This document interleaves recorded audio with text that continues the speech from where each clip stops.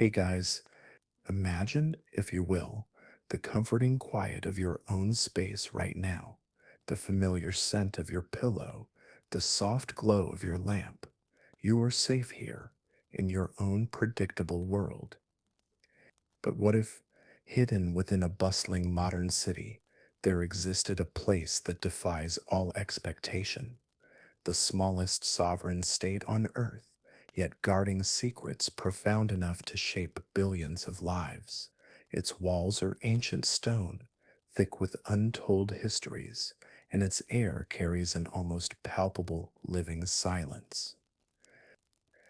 This is a world governed by its own ancient laws, where daily life is interwoven with sacred mission, rigid hierarchy, and an unyielding commitment to discretion. What would it be like to step across that invisible threshold, to find your familiar freedoms subtly curtailed, and every quiet thought feeling gently out of place? Tonight, we'll slowly, tenderly, pull back the velvet curtain on this most enigmatic of places, Vatican City. We'll explore its hidden corners, its quiet challenges, and the surprising realities that might just make you wonder, could you truly last a single day inside its profoundly unique, almost mystical embrace? Before we begin our quiet journey, if you find these hushed stories soothing, a gentle thumbs up or a quiet subscribe helps more curious minds discover them. It helps us keep these tales flowing, like a calm, meandering river into the night. So, with that, it's time to dim the lights and let's begin our quiet journey into a hidden world. Sweet dreams. Breath. The smallest state, the grandest challenges, an unseen tapestry. As the gentle hum of your own evening settles around you, let's slowly turn our attention to the physical reality of Vatican City itself. It stands as a truly unique entity on the global stage. Picture it not as a sprawling metropolis, but as a compact, self contained world existing right there in the heart of Rome, yet profoundly it functions simultaneously as the world's smallest sovereign state, a fact that, while technically true, barely scratches the surface of its profound distinctiveness. And at the same time, it is the spiritual epicenter of the Roman Catholic Church. It is this dual nature, this constant balancing act between being a nation and being a faith, that permeates every aspect of its existence. Its independence, quorum formalized by the Lateran Treaty in 1929, isn't just a historical footnote. Imagine the quiet weight of that decision, freeing the Pope to act as a global voice of conscience, unconstrained by the shifting tides of conventional national interests or fleeting economic pressures. It's a subtle yet immense power, rooted in a unique kind of sovereignty. This microstate, as small as it is governed by what is known as the Holy See. It is an international sovereign entity, operating as an ecclesiastical or sacerdotal monarchical state. This means its highest offices are exclusively held by Catholic clergy. Picture the quiet, measured pace of life where spiritual leadership is intrinsically linked with governance, where every decision is steeped in centuries of tradition and theological contemplation. This distinctive dual nature state in church necessitates a remarkably complex operational and linguistic framework. Imagine the intricate dance required to harmonize deeply rooted historical traditions with the very practical demands of modern communication. It's a place where time seems to fold in on itself, where ancient Latin texts exist alongside the latest digital security protocols. Its self sufficiency, often spoken of in hushed tones, is quietly underscored by its distinct infrastructure, We're not talking about sprawling highways or vast shopping malls, but rather the quiet, almost domestic scale of its independence. Think for a moment about the subtle sounds and smells of this self contained world. You might hear the distant, muffled peal of St. Peter's bells, their solemn cadence marking the hours, carried on the gentle breeze. Perhaps the soft, even hum of unseen Vatican generators, providing power with a quiet, almost imperceptible thrum, a constant mechanical breath underlying the ancient stones. Wander near the post office and you might catch the faint thump of mail sacks, filled with correspondence from across the globe, landing softly on a worn wooden floor.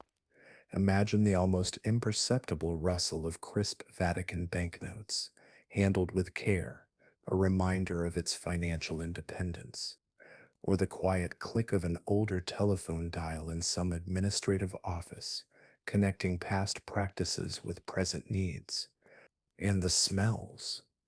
Close your eyes and imagine the ancient, cool smell of polished stone in its vast corridors, a scent that speaks of centuries of footsteps and whispered prayers. There might be a faint hint of beeswax, lingering from countless candles burned in quiet chapels, or from the meticulous polishing of antique furniture. In certain spaces, you might detect the crisp, almost metallic scent of precise, clean air, a scent that seems to hang in the vast, high ceilinged spaces, different from the humid Roman air outside. And if you're near any of its extensive archives, a subtle, dry aroma of aging paper from countless documents, a scent of history itself, might drift gently towards you, telling tales without a single word. Physically, you might feel the slight chill in the air of shaded courtyards, even on a warm day, the ancient stone absorbing the sun's heat, slowly, releasing it even slower, the smooth, worn texture of centuries old marble underfoot, polished by millions of pilgrims and countless daily routines, might offer a quiet tactile sensation. You could hear the quiet creak of a heavy, ancient wooden door as it swings shut behind you, a sound that resonates with untold stories and careful movement. And everywhere, there's a subtle sense of enclosure, from high walls that block out the urban sprawl of Rome, creating a profound sense of insularity.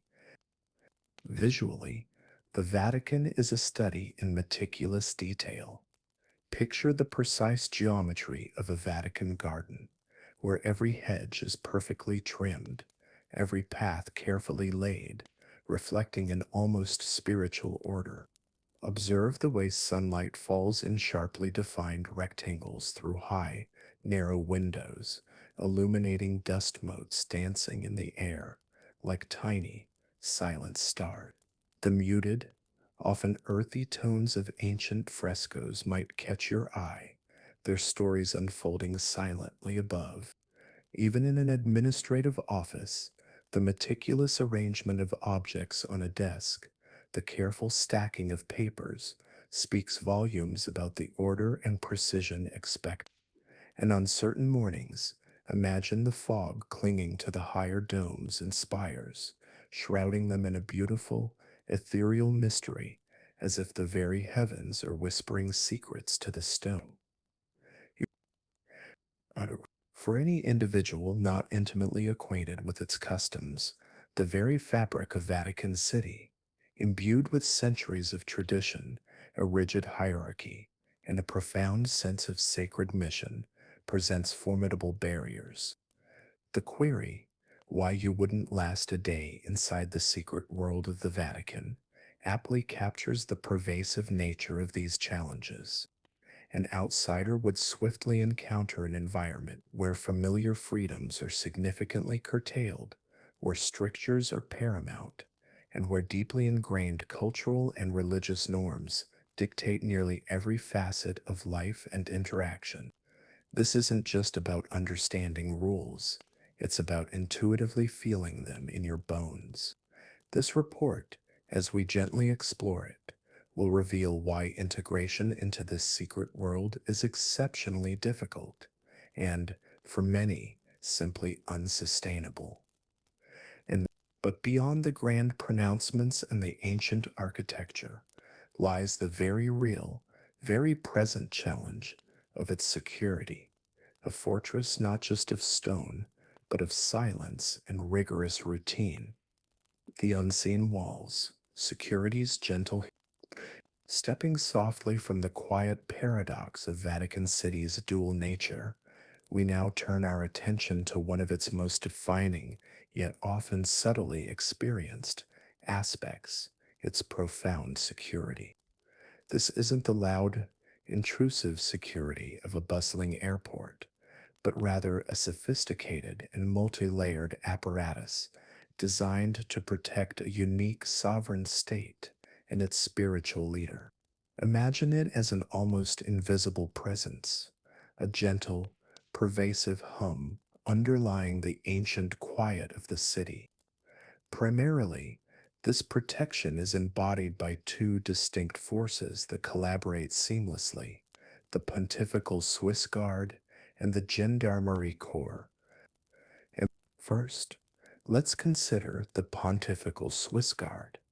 Established in 1506 by Pope Julius II, they hold the quiet distinction of being among the oldest continuously operating military units globally. You might know them for their iconic, vibrant Renaissance era uniforms, introduced in 1914, inspired by 16th century depictions. But this historical appearance, all those bright stripes and ruffs, can be subtly deceptive. It might suggest a largely ceremonial role, a picturesque backdrop to ancient ceremonies. However, this appearance belies their true operational capabilities. The Swiss Guard are, in fact, a thoroughly modern security force. Their core mission is direct, unwavering protection of the Pope and the Apostolic Palace within Vatican City, extending to critical Vatican events such as the Papal Conclave. Imagine the weight of that responsibility, a duty they undertake with a solemn motto: defend the Pope, even to the death. This isn't just a phrase, it's a silent commitment woven into their very being. Recruitment into this elite force is exceptionally stringent, almost monastic in its requirements.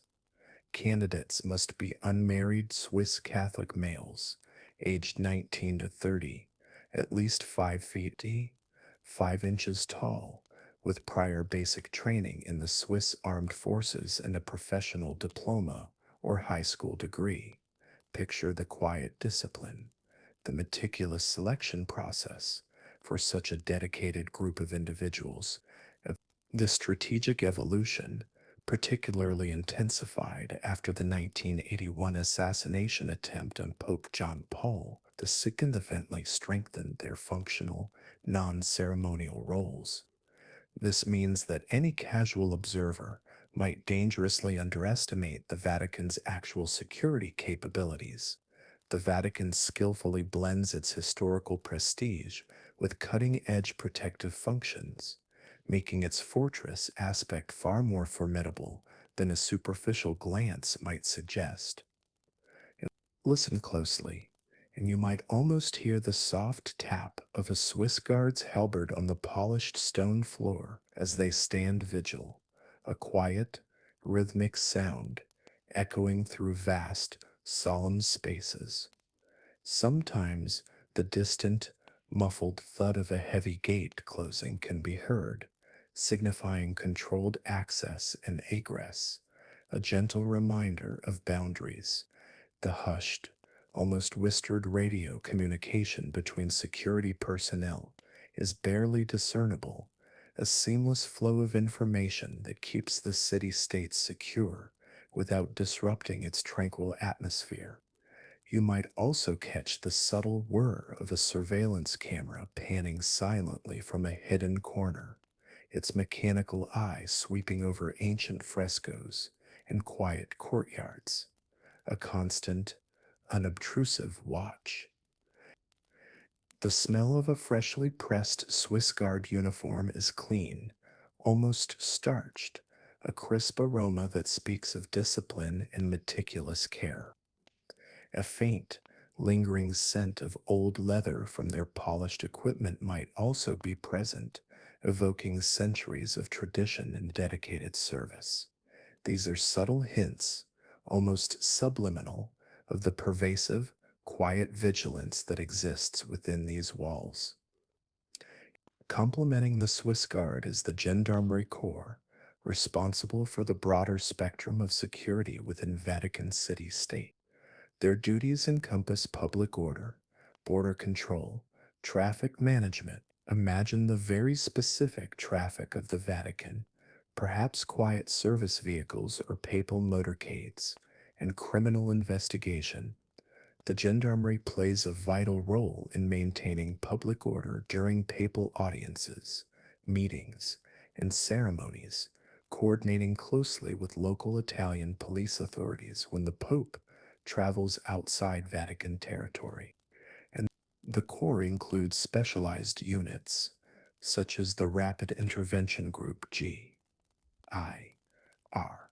trained for anti sabotage and immediate response, and a dedicated anti sabotage unit.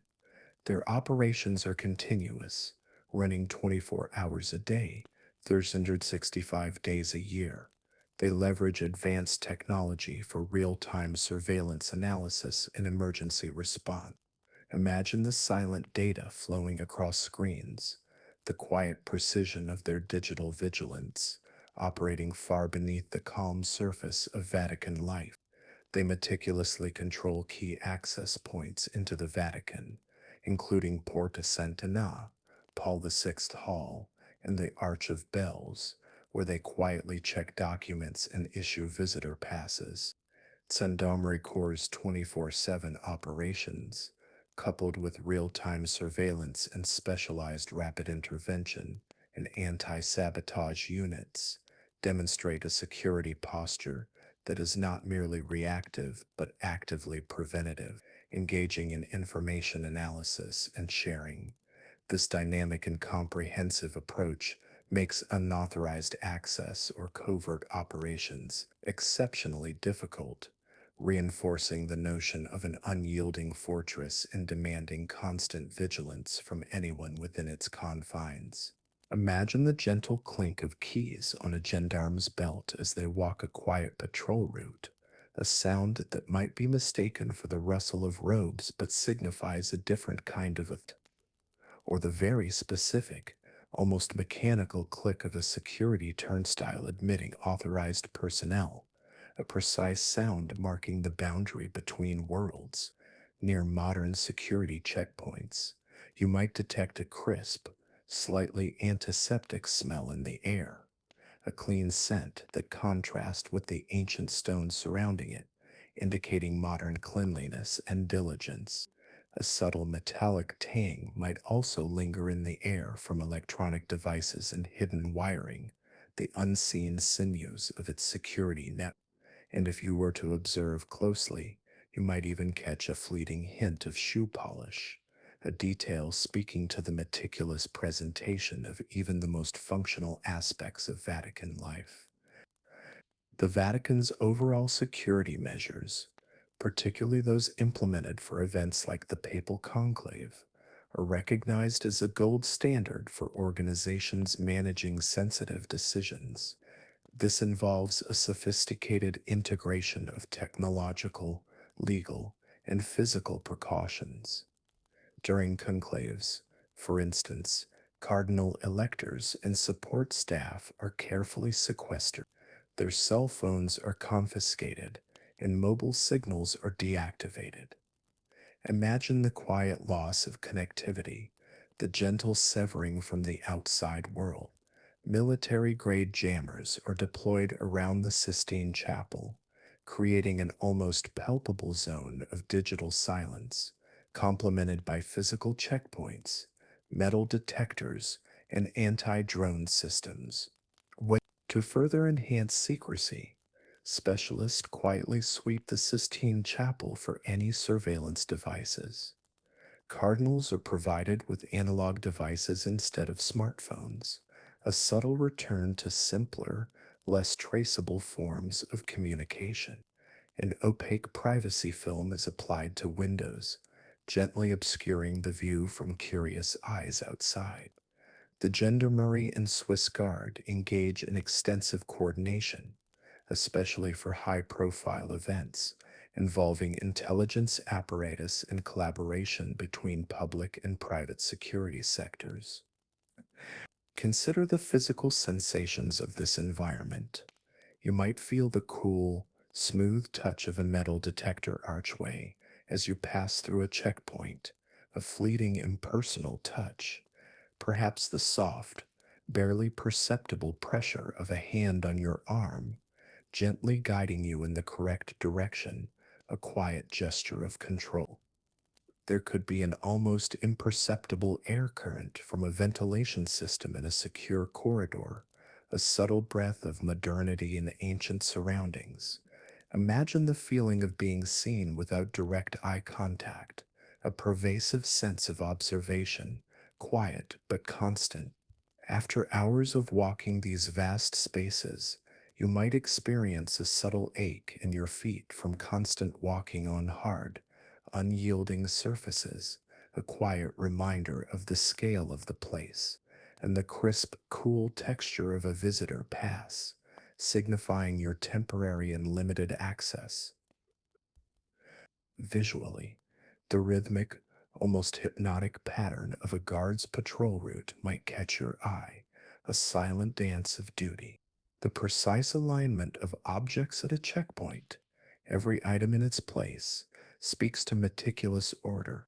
The way light reflects off polished floors in security areas can create a quiet gleam, almost like water. You might catch a fleeting glimpse of a camera lens, a tiny, unblinking eye observing silent.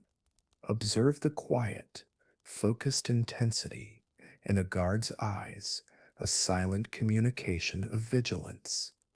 The uniformity of uniforms, a sea of discipline, and the meticulously painted lines of the road markings on the cobblestones, directing unseen traffic, all contribute to this deeply ordered and subtly controlled environment. Beyond the watchful eyes and the silent protocols, the Vatican holds another layer of its secret world, a world of meticulously guarded knowledge and inaccessible truths. Whispers in the stone, controlled zones, and arcane secrets. Beyond the watchful eyes of the Swiss Guard and the diligent operations of the Gendarmerie, the Vatican holds another, even more profound layer of its secret world, its meticulously controlled zones, and its vast, almost legendary archive. Imagine a city within a city, not merely divided by physical walls, but by invisible lines of access, each with its own quiet set of permissions and prohibitions. Vatican City is precisely segmented. You have areas of free public access, like the grand expanse of St. Peter's Basilica and the sprawling Vatican museums, where millions quietly wander each year. But then there are the strictly controlled zones, accessible only to authorized personnel or those bearing very specific, special permits. Key entrances such as Porta Santa Anna, Piazza del Sant'Uffizio, and Porta Perugino are not just gates, they are fortified points, guarded by high walls, serving as deliberate and restricted access points. Imagine the silent, almost imperceptible feeling of that boundary, the subtle shift in the air as you move from the public sphere into a more private, more guarded realm. During significant events, like the passing of a pope or the solemn convocation of a conclave, access to St. Peter's Basilica, St. Peter's Square, and particularly the Sistine Chapel, is temporarily closed or heavily regulated. The Sistine Chapel, where papal elections occur, is completely sealed off during this sacred period, becoming a silent, impenetrable vessel of profound decision making. And even for those who work within the Vatican, life requires a continuous dance of adaptation. Vatican employees are required to adjust their schedules and routes, navigating around these temporary closures and heightened restrictions. Certain administrative offices, such as the powerful Secretariat of State, are accessible only via specific, controlled elevators. Picture the quiet ping of the elevator arriving, the soft whir of the mechanism taking you not just between floors, but between layers of access. And consider this subtle detail. Residency within Vatican City is exclusive to its citizens. Foreign accommodations, even for long term visitors or scholars, are simply not permitted. It's a quiet truth that reinforces the profound insularity of this unique place. At the very heart of the Vatican's controlled information environment lies a place that stirs the imagination, the Vatican Apostolic Archive. It was formerly known as the Vatican's Secret Archive. This vast repository holds millions of documents, quietly spanning over 12 centuries, including papal letters, royal correspondences, and historical treaties. It's a quiet ocean of paper, whispering tales of the past. It is crucial to understand that the Latin word secretum in its original name denotes private or personal, not mysterious, clarifying its intended purpose as the Pope's private archive. This clarification is pivotal, as the stringent access rules are not merely security measures. Instead, they function as sophisticated mechanisms for preserving the integrity and authoritative narrative of the Church's history, ensuring that its immense institutional memory is managed and interpreted internally. For an outsider, this means that even intellectual engagement with Vatican history is highly controlled and mediated, rendering unrestricted, independent inquiry largely impossible. This reinforces the notion that the Vatican operates on its own terms, adhering to its unique internal logic for information dissemination and historical interpretation. Imagine the quiet frustration for those accustomed to open access and academic freedom, finding themselves gently but firmly guided, their intellectual curiosity bound by ancient protocols. Access to these archives is profoundly restricted. Only accredited scholars who undergo a rigorous vetting process are granted entry. Imagine the quiet anticipation of that vetting, the long wait for permission. Once inside, scholars may only access documents that are at least 75 years old, a silent embargo on more recent history, allowing time for historical perspective to gently form. The archive's indexes are not publicly available, meaning you can't simply browse a digital catalog from home. All visits are closely monitored, a quiet presence observing your every move, and documents are hand delivered by staff, emphasizing a policy of no casual browse, no exceptions. Scholars must renew their credentials every 6 months, a quiet ritual of revalidation, and are limited to viewing a maximum of 3 folders per day, selected from a catalog available only in Italian or Latin. Photography is strictly prohibited in the study rooms, preserving the sanctity of the documents and the quiet focus of the environment. The archives themselves are housed within a fortress like section of the Vatican, featuring climate controlled chambers and modern sensors to preserve ancient manuscript. Historically, access was even more limited, with scholars only gaining entry after 1881, a relatively recent opening in a span of centuries. And you imagine the profound, almost heavy silence within these archives, broken only by the soft rustle of turning pages, each one a whisper from the past. You might hear the almost inaudible click of a librarian's pen as they make a note, a tiny sound in a vast, quiet space. Perhaps the gentle thump of a very old, heavy book being carefully placed on a reading stand, the weight of centuries settling with a soft sigh. In the distance, a faint squeak of a rolling ladder as a staff member retrieves a rare volume, a quiet echo in the hushed halls. Even the muffled sounds of the bustling city outside seem to barely penetrate these thick, ancient walls, creating a profound sense of enclosure and timelessness. Waiter, the pervasive, earthy smell of ancient paper and vellum fills the air, a dry, unique aroma that speaks of time and preservation. You might catch the faint, dry scent of dust motes dancing in the dramatic shafts of sunbeams that pierce high windows, illuminating the quiet activity. The subtle aroma of old leather bindings, a hint of wood polish from meticulously cared for shelves, mixed with the distinct, slightly cool smell of climate controlled air, creates a unique sensory signature. It's the almost sweet, musty scent of accumulated history itself, a gentle invitation to contemplation. Physically, you would feel the cool, dry air of these climate controlled chambers, a contrast to the outside humidity designed to protect the precious documents. There might be a slight pressure on your eyes from focusing intently on aged script, the faint lines of ink whispering their stories, the smooth, slightly rough texture of a centuries old document beneath your fingertips, a quiet tactile connection to the past.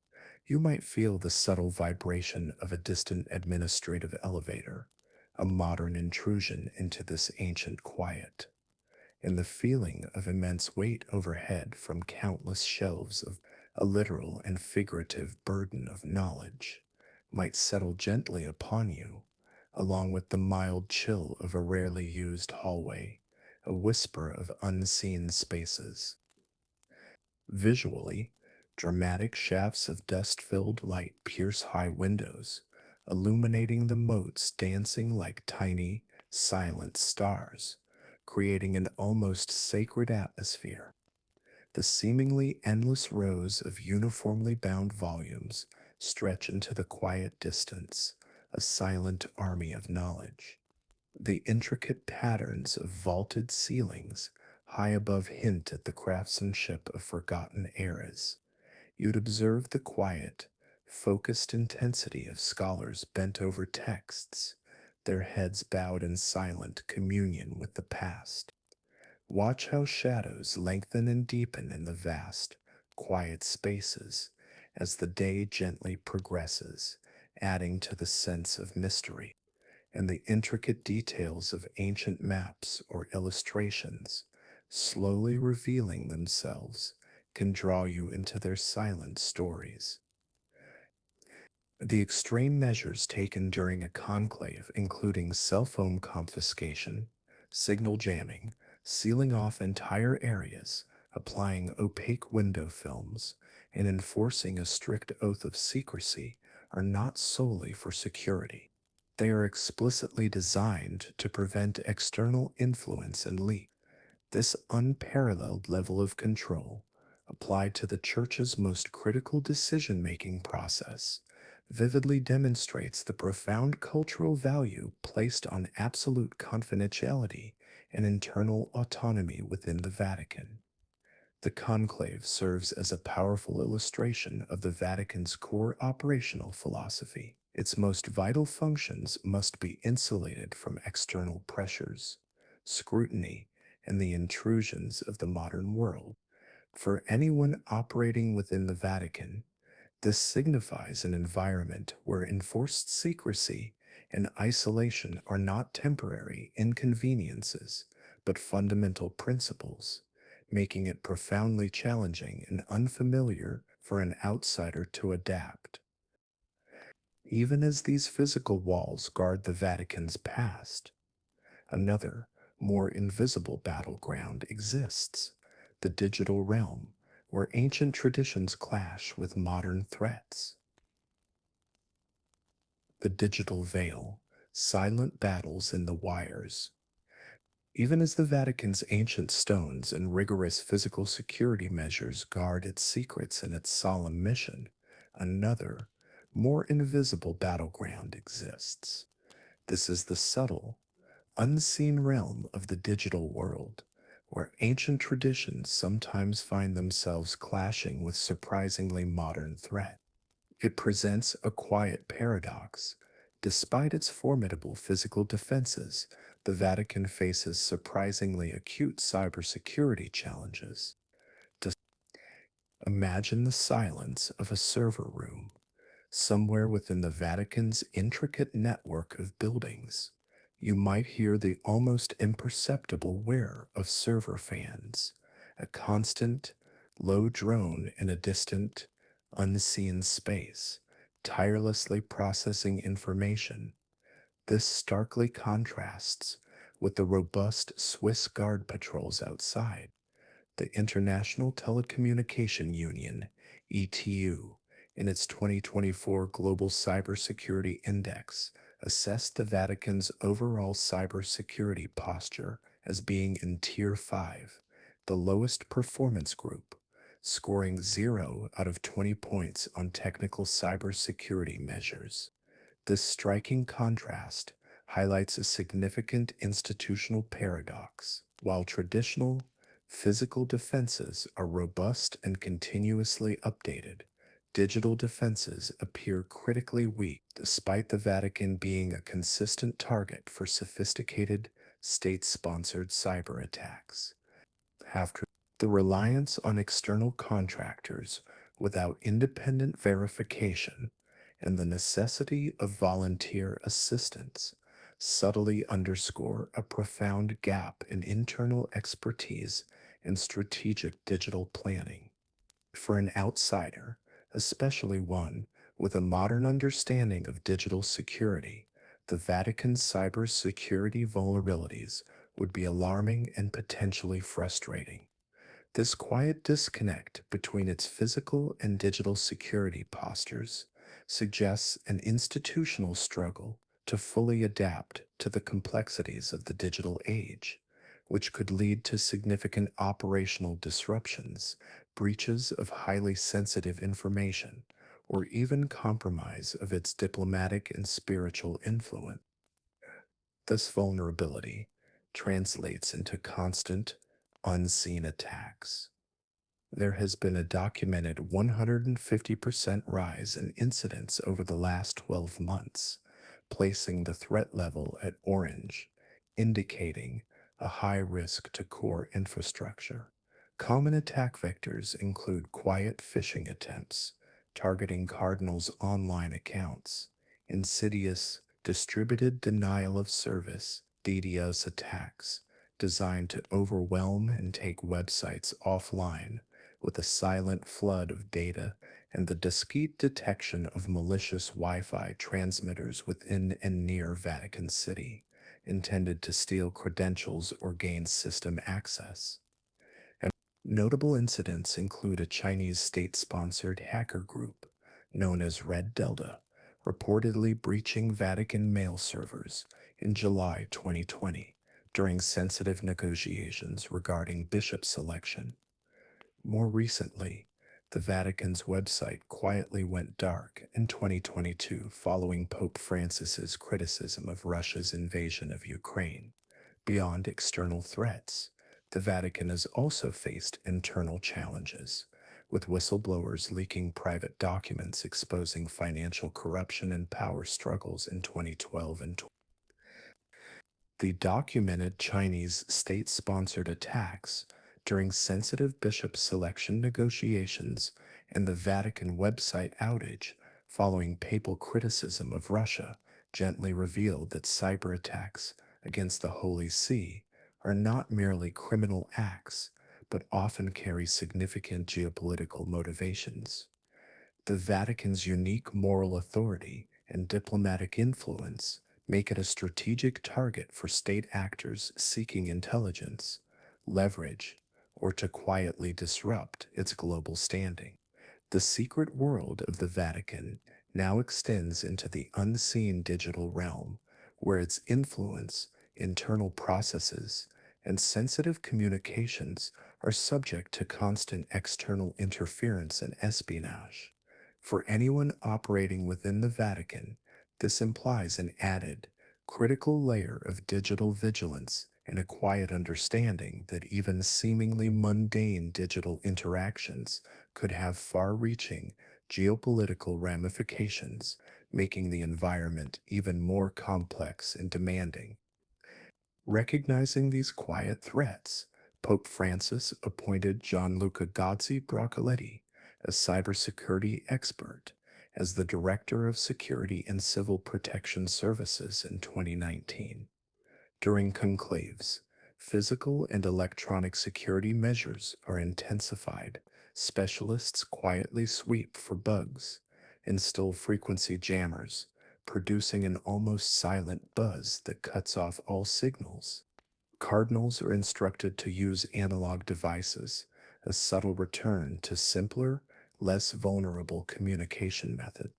The 2013 conclave even reportedly utilized a Faraday cage for electromagnetic shielding, a quiet cocoon against digital intrusion. A volunteer group, Vatican Cyber Volunteers, comprising up to 90 cybersecurity professionals globally, has been assisting since 2010. They quietly share threat intelligence, offer free cloud capacity, and conduct penetration testing to identify vulnerabilities. The founder of the Cyber Volunteers gently advocates for the establishment of a permanent Chief Information Security Officer (CISO) role and a comprehensive internal cybersecurity policy, indicating a current strategic gap that needs to be quietly addressed. Imagine the faint, almost clinical smell of electronics and ozone lingering in areas where countless devices are quietly at work. Perhaps the subtle aroma of overheated plastic from an old power strip, working diligently behind a quiet desk. The dry, recycled air in a server room, an artificial breeze keeping the machines cool, or a faint, metallic scent from a printer softly whirring as it produces sensitive documents. You might feel the slight warmth emanating from a running computer, a quiet source of heat in a cool office. The cool, smooth feel of a metal casing on a secure communication device, solid and reassuring in your hand. The subtle strain in your eyes from staring at a screen, trying to identify a suspicious email, a quiet act of vigilance, or the faint vibration from a printer, a soft tremor as it churns out a classified report. Visually, observe the steady, rhythmic flicker of indicator lights on a network router, a silent dance of data packets passing through the wires, the silent flow of data on a screen, lines of code moving with an almost ethereal quality, the subtle tension in the posture of IT staff, their quiet focus on unseen threat, the unassuming appearance of a powerful server stack hidden behind a plain door, its vital work quietly concealed, and the quiet gleam of fiber optic cables, weaving an intricate web beneath the ancient stones, silently connecting the Vatican to the wider, often dangerous, digital world. Leaving the silent battlegrounds of the digital world, we step out into the light, where even the most casual visitor faces a surprising set of rules, a quiet ballet of conformity. The quiet parade, navigating visitor protocols with grace. Leaving the silent digital battles of the Vatican's inner workings, we step out into the very public, yet still profoundly controlled, realm of its visitor experience. For millions each year, the Vatican is a monumental tourist attraction, a place of awe and wonder. Yet, it is fundamentally a religious site and a sovereign state. This creates a constant, inherent tension, the need to accommodate mass tourism while preserving the sanctity, decorum, and security of a sacred space. Imagine the quiet, continuous negotiation of these two powerful forces. For any casual visitor, the Vatican enforces a comprehensive set of protocols that extend far beyond a simple dress code. Strict dress code is enforced for entry to all major Vatican sites, including the Vatican museums, the Sistine Chapel, St. Peter's Basilica, and the Vatican Gardens. This means that both men and women are quietly required to have their shoulders and knees covered. Sleeveless and low-cut garments, shorts worn above the knee, miniskirts, and hats are gently but firmly prohibited. Furthermore, any visible personal objects or distinctive personal signs, such as tattoos, that might be perceived as offending Catholic morality or common decency, are not permitted. For unprepared visitors, imagine the quiet scramble to find a solution. Plastic cloaks can be purchased on site as a quick, albeit temporary, fix to meet these specific dress requirements. This goes far beyond what is expected in most public spaces or museums, quietly demanding a unique level of reverence and self regulation. Before even stepping into the quiet grandeur, visitors must undergo rigorous, almost airport style security screenings, including metal detectors and bag inspections. This process, while familiar, takes on a new weight in such a historic setting. A wide array of items are strictly prohibited, creating a mental checklist of what you might unknowingly carry that could be deemed unwelcome. Weapons, large backpacks or suitcases, tripods and selfie sticks, knives, scissors, various metal tools, glass containers, spray cans, aerosols, large umbrellas, and drones. Even the quiet act of eating or drinking is forbidden within exhibition halls. Any alcoholic beverages must be checked in the cloakroom. Should something accidentally be left behind, lost items are managed by the Vatican Gendarmerie, following specific, quiet procedures for reclamation. Conduct rules are equally stringent, fostering an environment of hushed respect. Absolute silence is strictly enforced within the Sistine Chapel, with guards actively, yet gently, hushing visitors. Imagine the hushed murmur of hundreds of voices trying to be silent, a collective effort to respect the sacred space. Photography is entirely prohibited in the Sistine Chapel, ensuring its solemnity remains undisturbed. Elsewhere in the museums, flash photography, tripods, drones, and professional equipment are forbidden without explicit authorization. Touching works of art is strictly prohibited, with the sole exception of tactile visits for blind or partially sighted individuals, a quiet act of thoughtful accommodation. Mobile phone use is strongly discouraged in exhibition spaces and forbidden in the Sistine Chapel. Devices must be set to silent mode, their intrusive sounds muted. Littering and smoking, including electronic cigarettes, are prohibited throughout the Vatican. Refuse must be disposed of only in designated containers located in areas outside the main itinerary and across all interactions. A general attitude of respect towards Vatican staff, security personnel, and fellow visitors is quietly expected.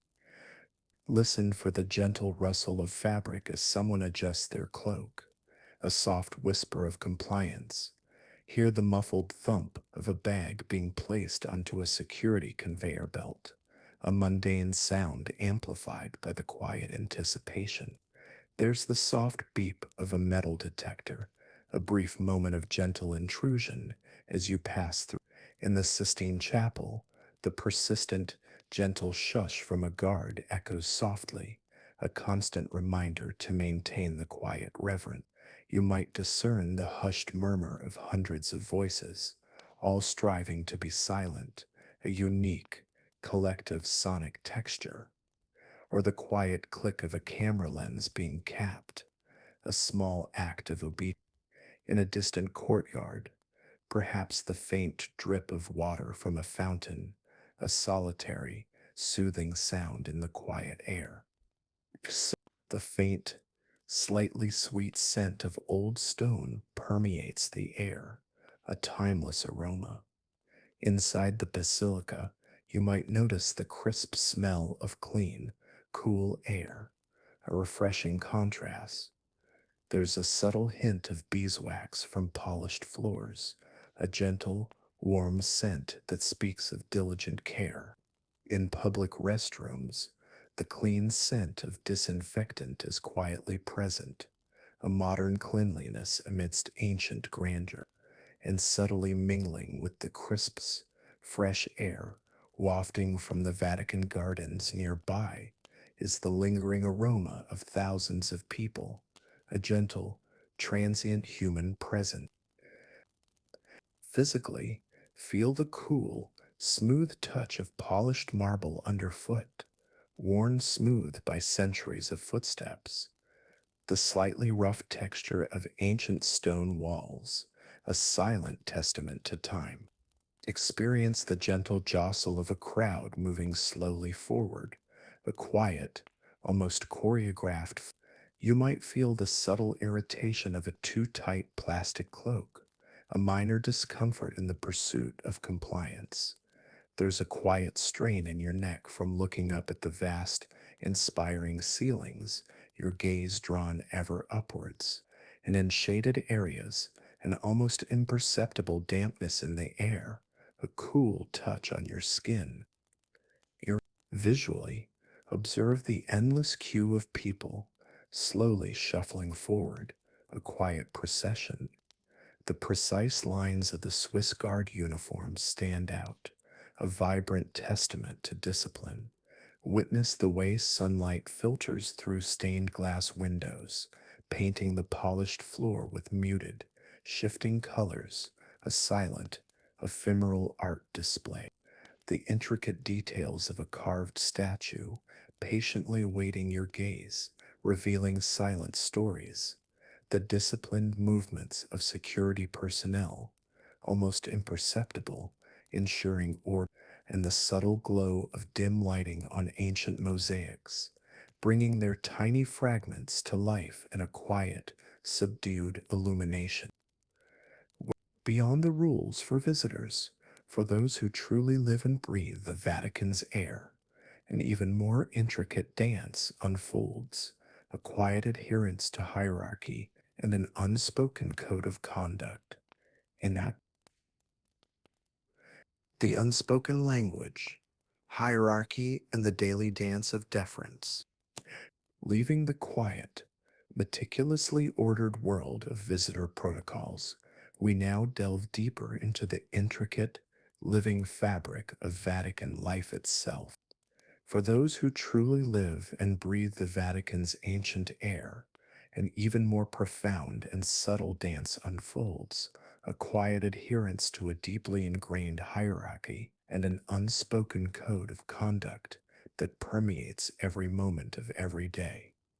The Catholic Church, you see, operates under a profoundly entrenched hierarchical structure, with authority flowing smoothly and clearly from the Pope, through cardinals, then bishops, and down to priests. This isn't just an organizational chart neatly displayed on a wall. It is a fundamental cultural and personal reality, dictating not just professional conduct, but an entire way of life. Imagine for a moment living in an environment where the emphasis is always on formality, where familiarity is explicitly cautioned as not proper. Every interaction, every subtle movement is a performance of deference, a continuous, quiet ballet of respect. Strict adherence to formal titles is mandatory when addressing clergy. Picture the quiet precision of addressing the Pope as His Holiness, a cardinal as Your Eminence, or a priest simply as Father. These aren't just words, they are quiet acknowledgments of rank and spiritual authority, spoken with a gentle reverence that becomes second nature. Specific etiquette dictates physical interactions as well. Imagine the subtle shifting of weight as you automatically stand when higher ranking clergy enter or leave a room. Consider the almost imperceptible moment of hesitation before you might kneel and gently kiss the rings of the Pope, cardinals, patriarchs, archbishops, or bishops, a quiet gesture of profound respect. The simple act of removing your hat in their presence becomes an instinct, a small, quiet act of humility. Informality is generally considered improper in public settings or when interacting with clergy, unless one is a close relative and in a private circumstance. This environment demands a continuous, quiet performance deference that extends far beyond official duties, making genuine, relaxed engagement difficult for an outsider. Beyond these formal protocols, unwritten social rules are pervasive, a quiet undercurrent guiding every interaction. Given the Vatican's physical location within Italy, Italian cultural norms are amplified and deeply integrated into its social fabric. Imagine the quiet taboos around discussing sensitive topics like money, politics, and sex. These conversations are subtly avoided, approached with a heightened sensitivity, especially regarding religious matters. The Church's conservative views on sexuality and gender roles have historically shaped and continue to quietly influence social attitudes and interactions within the Vatican. For an outsider, navigating the Vatican requires more than just polite adherence to explicit rules. It demands a deep understanding and respect for a complex web of unwritten social and cultural norms. Failure to quietly observe these, particularly concerning sensitive topics or the Church's doctrinal positions, could lead to subtle social ostracization, quiet professional difficulties, or even perceived disrespect. This quiet tension can make true integration exceptionally challenging and potentially lead to a subtle but persistent sense of unease. Listen closely for the soft rustle of heavy clerical robes as someone passes by, a gentle whisper of dignified movement. You might hear the gentle creak of a polished wooden floor as a superior enters a room, a subtle sound signaling a change in atmosphere. There's the subtle, almost imperceptible shift in the air as a group collectively stands, a synchronized movement performed without a spoken command. Notice the hushed, polite tones of formal conversations, voices kept low, words carefully chosen. You might catch the very soft click of a pen as a note is taken during a meeting, a quiet punctuation mark in a measured discussion, and occasionally the almost silent sigh of someone maintaining composure, a subtle release of the quiet strain. The air might carry the clean, dry scent of formal attire, a crispness that speaks of meticulous care. You could detect the faint, almost metallic smell of polished brass on a ceremonial door, a hint of ancient metals, the subtle, clean aroma of old wood and beeswax in a formal office, a comforting, traditional scent, or a fleeting hint of a specific, traditional cologne worn by clergy, a unique olfactory signature of the environment. These are the quiet scents of order and tradition. Physically, you might feel the slight, almost imperceptible tension in your shoulders as you instinctively maintain formal posture, a quiet stiffness that becomes natural, the cool, smooth feel of a polished wooden desk beneath your fingertips, solid and reassuring. There could be a subtle strain in your neck from constant awareness, always monitoring your surroundings for cues. Imagine the gentle brush of a sleeve as someone gestures formally, a polite distance maintained, and the feeling of a very old, very heavy door handle, cool and worn by countless hands over centuries. These are the quiet demands on your body, part of the continuous performance. Visually, observe the precise alignment of a formal seating arrangement, every chair perfectly placed, speaking to order and decorum. Notice the careful placement of hands during a greeting, a small, subtle gesture of respect. There's the subtle, almost imperceptible shift in facial expressions, a quiet acknowledgement of rank and watch how light catches the intricate details of a cardinal's ring, a silent symbol of authority and faith, the uniform appearance of staff in formal wear. A quiet sea of conformity contributes to the sense of order, and the quiet dignity of aged portraits on the walls, their painted eyes seeming to observe the continuous dance of deference below, adds to the profound sense of history and tradition. This dance of deference is but one facet of a life lived within these ancient walls, where daily rhythms intertwine with a profound sense of mission, creating a unique world where even a simple morning becomes an echo of eternity. Echoes of eternity, daily rhythms and the quiet lives within. As the quiet ballet of hierarchy unfolds, we now move deeper into the very pulse of Vatican life, the daily rhythms and unique residency requirements that define existence within its ancient. Imagine for a moment a city state so small, so intensely concentrated, that its entire population numbers just over 800 inhabitants. This is not a bustling metropolis, but a tightly knit community, each individual playing a specific, often quiet, role within its unique ecosystem. Its residents comprise a diverse, albeit very specific, group. At its apex resides the Pope, within the hallowed quiet of the Apostolic Palace. Then there are the dedicated members of the Swiss Guard, living in their barracks, their lives a disciplined routine of vigilance and duty. Various clergy and religious officials, cardinals, bishops, priests, and nuns also reside within the walls, often in the Domus Sancti Martha, or scattered, quietly appointed apart. Lay workers filling essential administrative, maintenance, and service roles also call the Vatican home. Sometimes, scholars are granted temporary accommodation for their quiet studies, and medical staff, artists, restorers, and security personnel contribute to the daily fabric of life.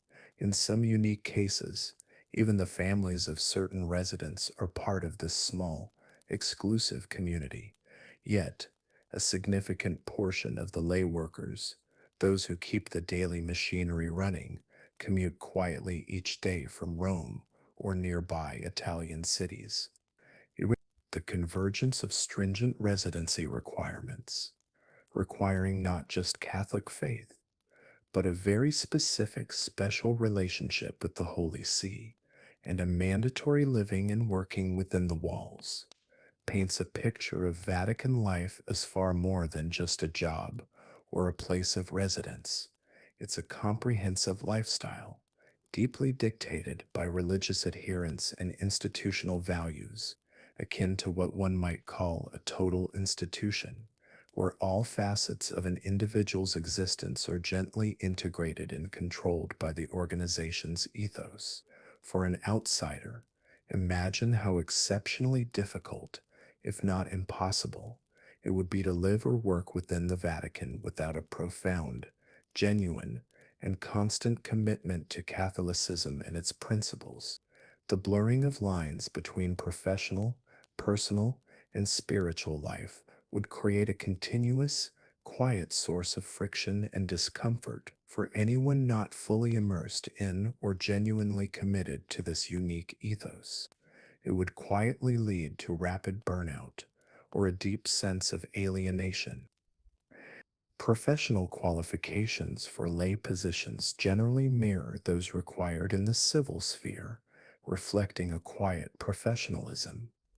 There's a growing demand for highly specialized professionals in fields like economics and communications, indicating a modern shift even within ancient walls. Salaries for qualified lay roles are designed to be competitive with market rates, ensuring the quiet competence of its workforce. However, employment in the Vatican extends far beyond mere professional competence. Lay employees are quietly expected to align with the Church's spiritual mission, to make a profession of faith, to take an oath of fidelity, and to observe office secrecy. Critically, they are expected to maintain exemplary moral conduct, including private and family life. The selection process for all employees subtly emphasizes personal, moral, and religious rectitude. Acquiring citizenship and residency in Vatican City is a highly selective process, a quiet invitation granted to very few. Applicants must be Catholic and possess considerable professional experience, perhaps in diplomacy, charity, or religious instruction. They must also meet specific residency permit criteria and secure approval from the powerful Secretariat of Oath. A special relationship with the Holy See is a crucial prerequisite, a quiet bond of trust and service. Candidates are also quietly expected to demonstrate knowledge of Italian culture and customs. Citizenship typically requires living and working within Vatican City for a minimum period, adhering to all its laws, respecting the Catholic faith, and, yes, quietly paying taxes. And just like the exclusive residency, Vatican City does not permit foreign accommodations. Residency is strictly limited to citizens. You, beyond the spiritual, social, and security demands, the sheer practicalities of daily life in such a unique microstate could be surprisingly challenging for an outsider. Imagine the quiet absence of familiar urban conveniences, the limited options for a casual grocery run, the lack of sprawling public services.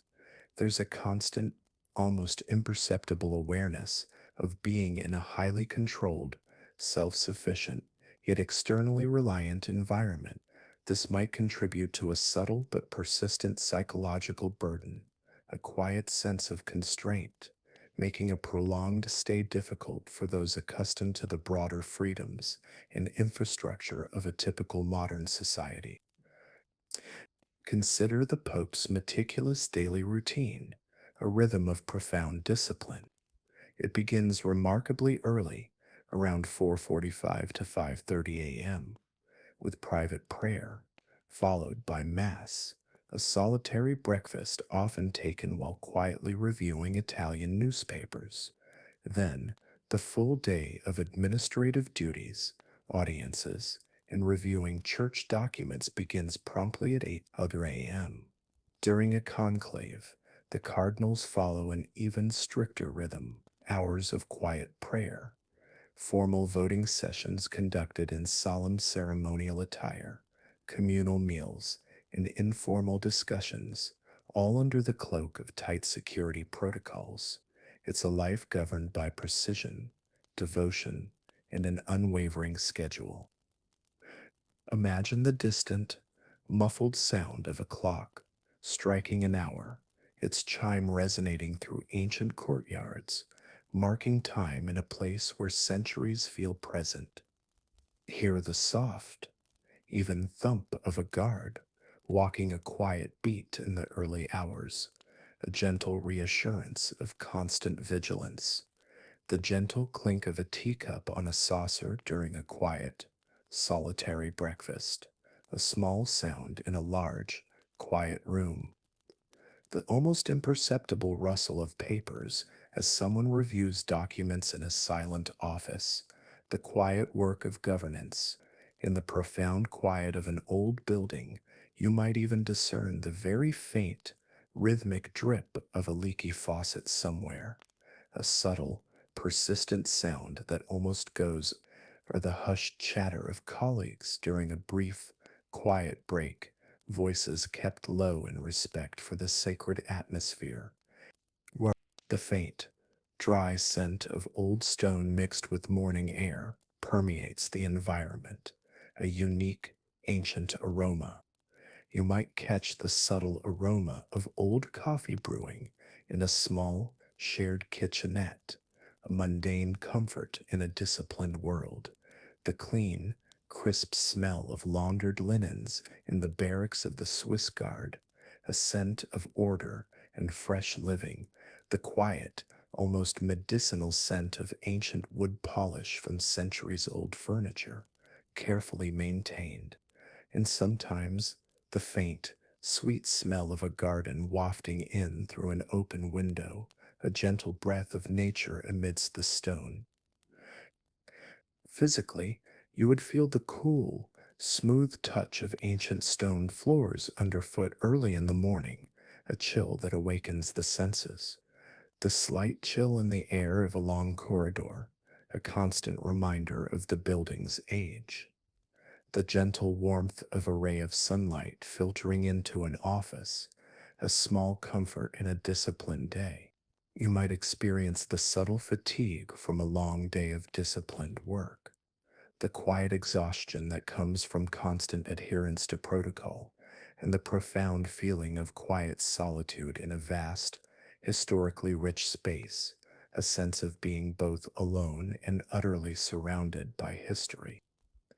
Visually, observe the way early morning light casts long, deep shadows across empty courtyards, creating a serene, almost meditative atmosphere.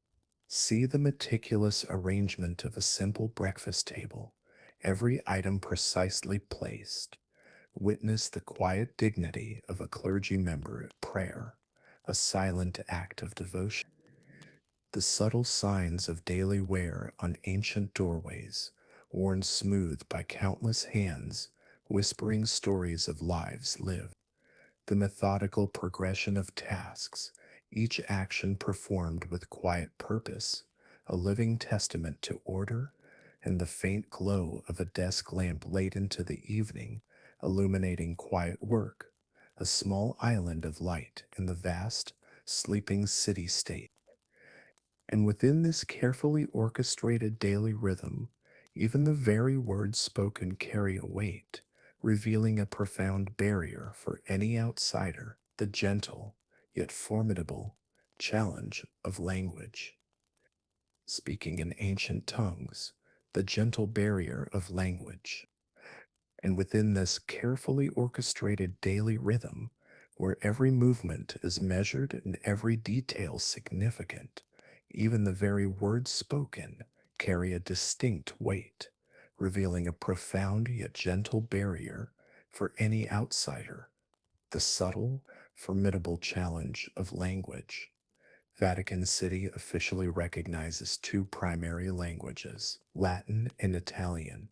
Each serves a distinct purpose within its unique dual role as a global religious center and a functioning state. Latin holds a profound historical and symbolic significance. It is the traditional language of the Roman Catholic Church, a tongue that whispers of ancient decrees and timeless wisdom. It is the designated official language for all church documents, from solemn bulls to lengthy encyclicals, for liturgical ceremonies, and for legal proclamations. Its continued use is vital for historical continuity, maintaining universality and a quiet neutrality as a dead language, untied to any modern nation. This ensures a profound precision in theological statements and reinforces the institutional identity of the Vatican. Imagine the rhythmic, almost hypnotic cadence of spoken Latin during a formal ceremony, the ancient words resonating through vast spaces, a sound that transports you back centuries. Italian, on the other hand, functions as the everyday working language of the Vatican. Given its geographical enclosure within Italy, Italian naturally serves as the practical language for daily administrative operations, for the quiet, casual conversations among employees in corridors, for court proceedings, and for routine official communications. It is the living breath of the bureaucracy, the hum of daily business. Imagine the soft, lilting flow of these daily Italian conversations, a gentler sound than the formal Latin, yet just as crucial to the city state's functioning. While the Vatican presents a beautifully multilingual facade for external communication and broad accessibility, Vatican news is available in over, and popes throughout history have been notably multilingual to directly address their global followers. The internal operational reality is heavily reliant on Italian, and formal and historical documents are primarily in Latin.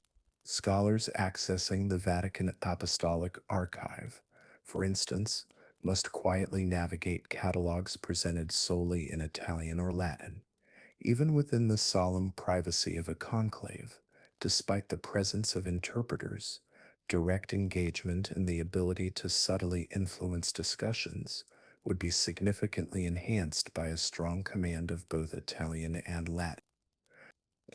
For an outsider seeking to truly work, reside, or deeply engage with the Vatican's core functions and its immense historical memory, language proficiency in both Italian and Latin is not merely a convenience. It is a fundamental prerequisite for effective communication, for comprehensive understanding, and for true integration. This linguistic barrier serves as a significant yet quiet filter, gently limiting genuine access and profound influence to those who have mastered these specific, ancient, and modern tongue.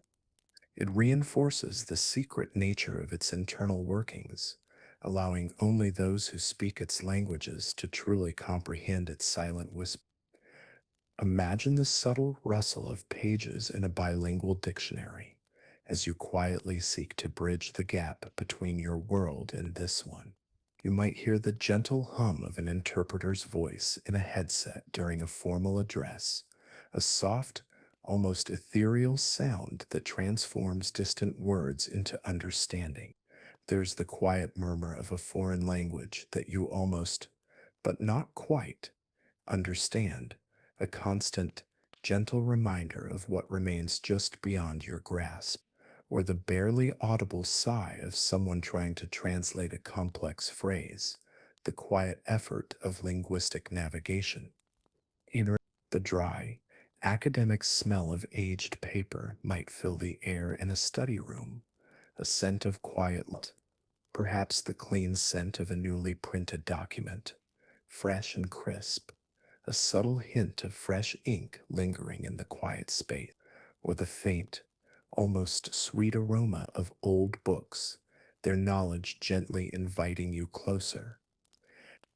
Physically, you might feel the slight strain in your temples from trying to parse unfamiliar sounds, the quiet effort of your mind working to comprehend, the subtle weight of a heavy dictionary in your hand, its pages holding the keys to understanding.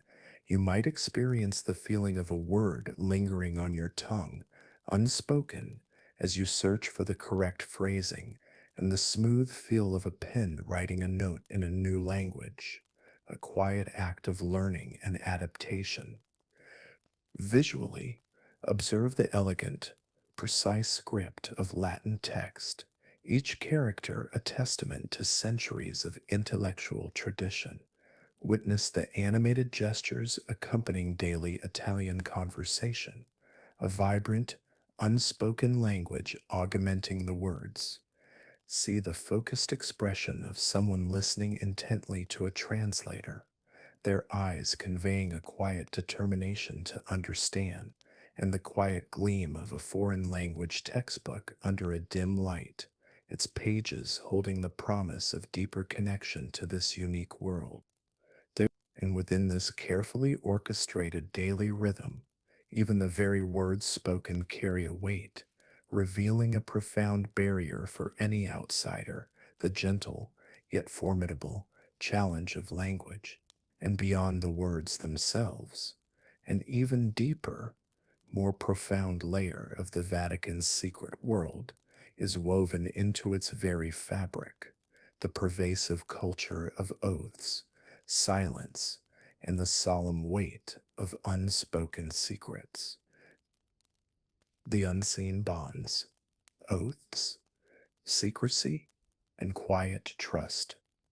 Beyond the intricate dance of language and the ordered rhythms of daily life, an even deeper, more profound layer of the Vatican's secret world is woven into its very fabric, a pervasive culture of oaths, silent, and the solemn weight of unspoken secrets. Here, secrecy is not merely a policy, it is a deeply ingrained cultural and operational principle, especially during sensitive processes like the solemn papal conclave. Imagine the cardinals and their support staff, quietly sequestered during such a critical event, bound not just by physical barriers, but by solemn oaths. There are severe penalties for any breaches of this profound confidentiality. The conclave oath itself explicitly mandates absolute and perpetual secrecy concerning all matters, whether direct or indirect, related to the election process. It strictly prohibits the use of any audio or video recording devices. This creates an atmosphere of profound discretion, where every word spoken, every gesture made, remains within those hallowed walls, a silence carefully maintained. Hope you. This culture of discretion extends far beyond the conclave, subtly reaching even to the lay staff. They, too, are quietly required to take oaths of fidelity and observe the secrecy of office, and for certain roles, an even more stringent pontifical secret. The emphasis on absolute and perpetual secrecy, combined with the severe penalties ranging from automatic excommunication to legal convictions, demonstrates that confidentiality is not just a rule, but a deeply ingrained institutional imperative. This creates an environment where open communication, as we might know it, is inherently restricted, subtly shaping every interaction. For an outsider, the pervasive culture of secrecy would be profoundly isolating. Imagine the quiet burden of knowing that you cannot freely discuss your work related matters, or internal dynamics, or even subtle personal observations, due to the constant threat of these binding oaths and their severe consequences. This would undoubtedly create a continuous psychological burden, a quiet weight on your shoulders. This environment would significantly hinder the formation of typical social and professional relationships, making it difficult to establish genuine trust outside of tightly controlled, vetted circles, thereby contributing to a subtle yet profound sense of loneliness and alienation. The consequences of breaking these unseen bonds are very real. Internal leaks and whistleblowing incidents have, in the past, led to significant repercussions, including the quiet convictions of Vatican officials and journalists. But this pervasive secrecy isn't a modern invention, it echoes through centuries of Vatican history. Historically, even humble midwives in the 17th century were bound by solemn oaths that compelled them to report specific information, such as unlicensed practice or details of bastardy or infanticide. Non-compliance risked the quiet loss of their independence, licensure, and income. This historical context quietly reveals a long standing tradition of the Church exerting meticulous control over its practitioners and maintaining a profound sense of accountability. The modern strictures we observe today are, in essence, an evolution of a deeply rooted institutional approach to managing information, behavior, and loyalty. The secret world of the Vatican is not a temporary or reactive phenomenon born of recent events, but a continuation of centuries of institutional practice aimed at maintaining internal control, preserving its integrity, and meticulously curating its specific narrative. This historical depth means that the challenges for an outsider are not merely about adapting to contemporary rules, but contending with deeply entrenched traditions of a subtle yet pervasive sense of surveillance and the quiet weight of enforced discretion.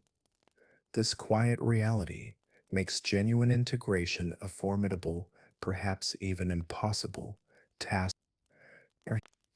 Listen closely for the almost palpable silence in a room where sensitive discussions occur, a quiet density in the air. You might hear the soft click of a closed door, sealing away conversations, or the gentle rustle of documents being carefully put away, their contents now secured. There's the barely audible sigh of a person burdened by unspoken knowledge, a quiet release of an internal weight. In the distance, a gentle creak of an old floorboard in an empty corridor, a subtle sound in a profoundly quiet space, and the profound lack of casual chatter about work matters, replaced by a quiet professionalism, speaks volumes about the culture of discretion. The, the air in a secure office might carry a clean, almost sterile smell, a quiet efficiency. You could detect the faint, dry scent of old paper from securely stored files, their secrets preserved through scent, or the subtle, metallic tang in the air from electronic devices, their unseen presence ensuring security, a quiet hum in the background. Physically, you might feel the subtle tightness in your jaw from holding back words, an instinctive bodily response to self censorship. There could be a slight increase in your heartbeat when sensitive information is shared discreetly, a quiet internal tremor. Feel the cool, smooth touch of a sealed envelope in your hand, its contents a quiet mystery, or the profound weight of a secret carried silently, a psychological burden that no one else can see, and the almost imperceptible strain of maintaining composure in a highly controlled environment, a quiet, continuous effort. Visually, observe the locked filing cabinets, standing like silent sentinels, and the security seals on doors, small but powerful indicators of hidden access. Notice the focused, often unreadable expressions of individuals entrusted with sensitive information, their faces betraying little. The stark simplicity of a room designed for confidential meetings, devoid of distractions. Watch how shadows seem to deepen in quiet, private spaces, as if guarding secrets even from the light, and the careful, measured movements of those who live with profound discretion, each gesture purposeful and subtle. And so, as our journey through the secret world of the Vatican nears its gentle close, we are left to ponder the enduring nature of this unique place and the quiet, almost imperceptible reasons why true integration might prove to be an elusive dream.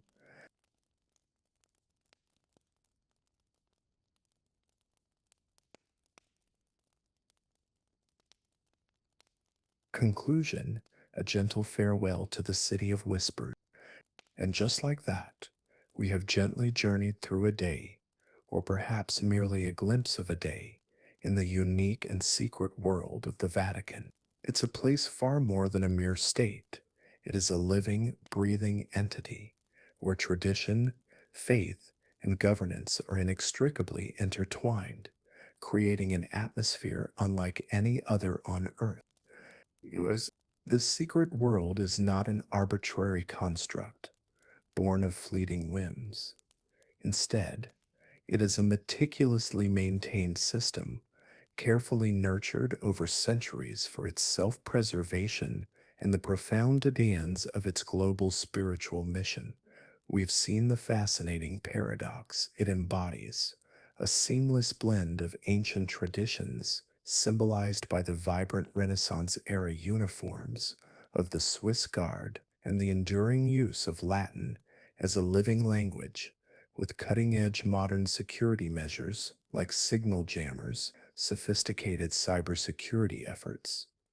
This fusion creates an environment where past and present exist in quiet, delicate harmony.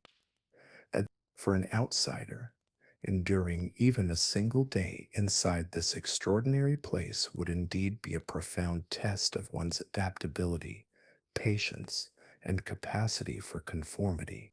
Beyond the visible layers of security and the explicit rules, it is the invisible, pervasive demands that would prove most challenging. Consider the constant social expectation of deference, where every interaction is a quiet dance of respect.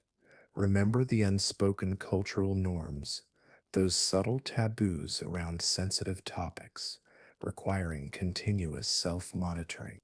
There's the blurring of lines between public and private life, where even personal conduct is expected to align with institutional doctrine. And always, the deeply ingrained institutional demand for discretion and unwavering adherence to solemn.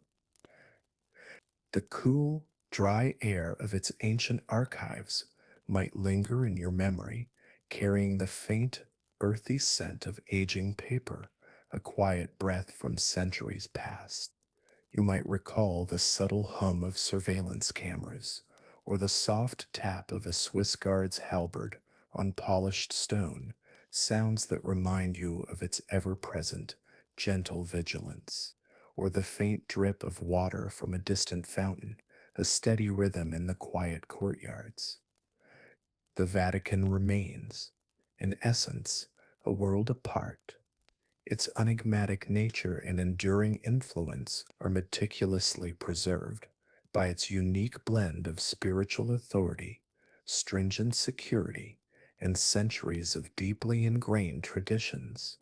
It is a quiet testament to the resilience of human belief, a gentle echo of eternity in the heart of our fleeting modern world. Thank you for joining me on this gentle historical journey tonight. Thank you for lending your precious time to listen. I hope these quiet explorations have offered you a moment of peace and a gentle passage into slumber. Now, let these thoughts slowly dissolve, like wisps of smoke drifting across an ancient city. Let the soft whispers of history, the distant, solemn peal of bells, and the quiet presence of ancient stones guide you into a deep, peaceful sleep. Sweet dreams, and may your rest be truly undisturbed.